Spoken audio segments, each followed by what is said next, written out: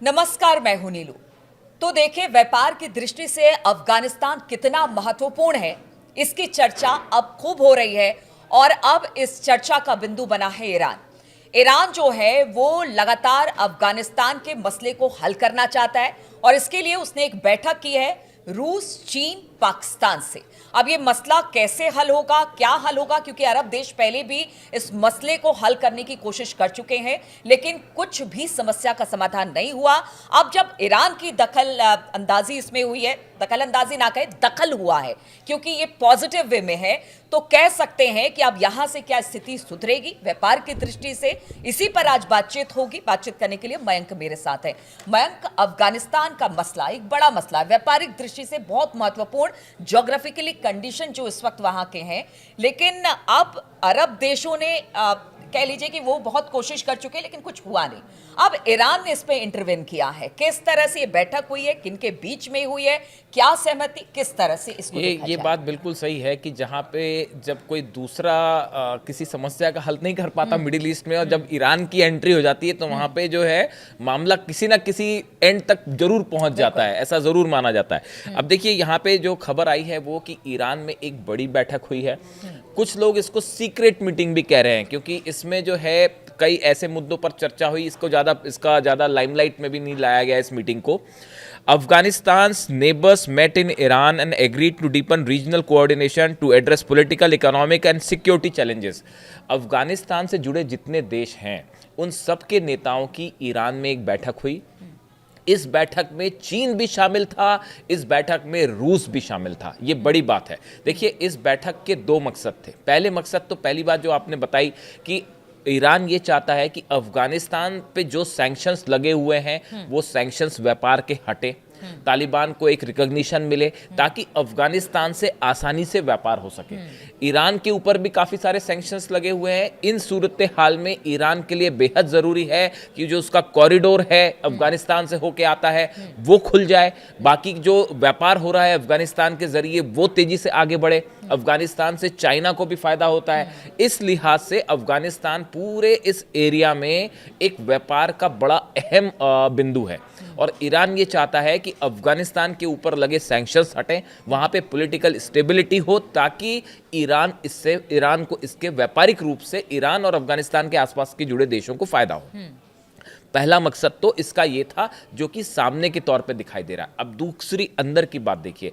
बताया ये जाता है कि अली खामेनी साहब और उनके एडवाइजर्स ने एक बड़ा प्लान तैयार किया है, और ये बात पहले पुतिन भी कह चुके हैं कि पूरे मिडिल ईस्ट में जो आपसी विवाद हो रहे हैं उनको हल किया जाए, ताकि आप अमेरिका, यूरोप या इजराइल का एकजुट होके मुकाबला कर सकें। चाहे वो आर्थिक आधार पर हो, मतलब इकोनॉमिक एस्पेक्ट हो, चाहे पॉलिटिकल हो, चाहे सैंक्शंस हो, चाहे वॉर की सिचुएशन हो।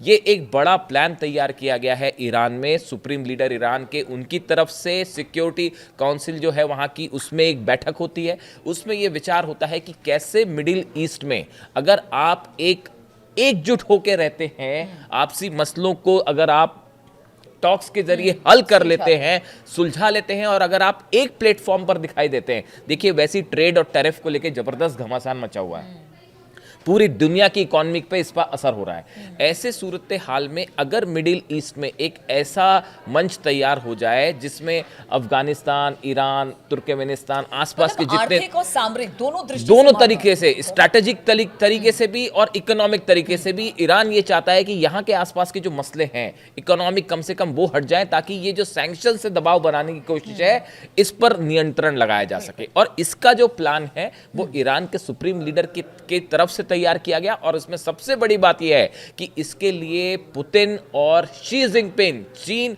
और रूस दोनों तैयार हो गए हैं। ये बड़ी बात है। ये ईरान की डिप्लोमेसी को बड़ा एक रिकॉग्निशन है, एक्सेप्टेंस है। पुतिन भी पहले इस तरह की एक बार बात कर चुके हैं कि भाई और देखिए, पहल ईरान ने जरूर की है, लेकिन इसका फायदा चीन को भी, रूस को भी और भारत को भी, और ईरान को भी, और भारत को भी होगा। इसका पूरा कॉरिडोर है, जो रास्ता है, वो बेहद महत्वपूर्ण। व्यापार करना भारत के लिए, ईरान से आसान होगा, अफगानिस्तान से आसान होगा। तो इसीलिए जो है एक ये बड़ी कोशिश हो रही है। और पहले रूस भी इस बात को कह चुका है कि चीन और भारत के लिए ये बात कही थी, ईरान के लिए भी ये बात कही थी कि वेस्टर्न कुछ कंट्रीज कोशिश करती हैं कि भारत और चीन के बीच रिश्ते खराब रहें। ये लैवरोव जो विदेश मंत्री हैं रूस के, उन्होंने ये बात कही थी और ये कहा था कि बहुत जरूरी है कि ये देश एकजुट रहें। इस तरह की कोशिश पुतिन लगातार कर रहे हैं। और अब यही बात जो है वो अली खामनेई साहब ने सामने रखी, एक बड़ा प्लान मिडिल ईस्ट में कैसे देश आपसी विवाद को भूलकर दूर करके एक इकोनॉमिक जो वॉर छेड़ रखा है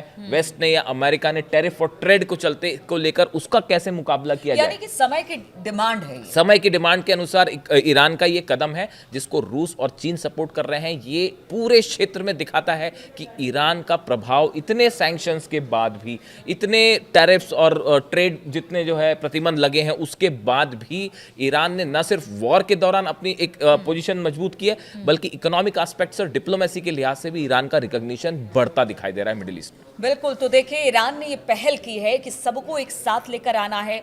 अगर आपको व्यापार की दृष्टि से अपने आप को स्ट्रांग करना है तो फिर जो टैरिफ वॉर इस वक्त छिड़ा हुआ है उससे अपने आप को अलग थलग करते हुए अफगान के साथ रिश्ते जो हैं उसे सुधारने होंगे, तभी जाकर एक बड़ा ट्रेड, मतलब कह सकते हैं कि कई देशों के बीच हो सकता है जिससे सभी को फायदा होगा। चलिए, इस पर चर्चा में शामिल होने के लिए आप सभी का बहुत बहुत शुक्रिया और इसी तरह से तमाम टॉपिक्स लेकर हम आपके सामने आते रहें।